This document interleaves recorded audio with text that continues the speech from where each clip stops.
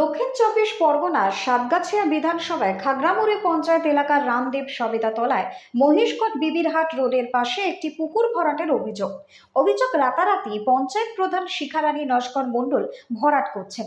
পুকুর সংলগ্ন স্থানীয়দের অভিযোগ, ওই একই দাগ নম্বরের জায়গায় অন্যের পক্ষের সাথে 2017 সাল থেকে কেস চলছে।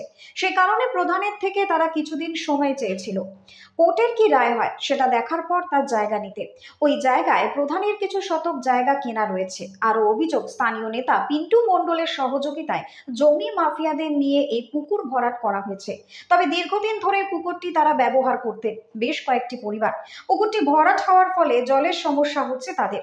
যদিও প্রধান শিখারানী নস্কর মণ্ডলের দাবি 2013 সালে তিনি কিনেছেন, রেকর্ডে বাস্তু রয়েছে এবং প্রশাসনের সমস্ত দপ্তরে জানিয়েই তিনি নিচু জায়গায় মাটি ফেলেছে এবং এই জায়গার সামনে খাল থাকায় খালে মাটি পড়েছিল, খালটাও পরিষ্কার করে দিয়েছে। ভাইরা তো দেখেছেন, মনে হয় কি ওটা পুকুর। আর যেহেতু আমার দেখেছো তো, দলিলটাও তো আপনাদের দেখালাম, বাস্তব ঘর বলে মানে রয়েছে দলিল বা রেকর্ড, আপনার ব্লুপ্রিন্ট সবই তো আছে, মাপ হয়েছে, সেই ব্লুপ্রিন্টটাও রয়েছে। তো আমার পিছনে যদি কেউ লাগে সেখানে ভাই কিছু করার আছে বলুন?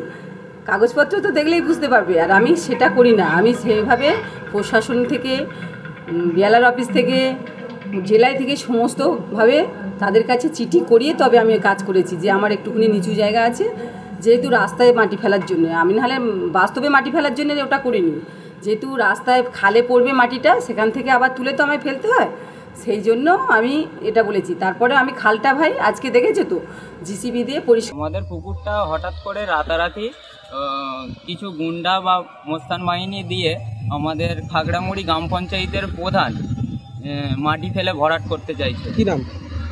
শিখারানী মণ্ডল।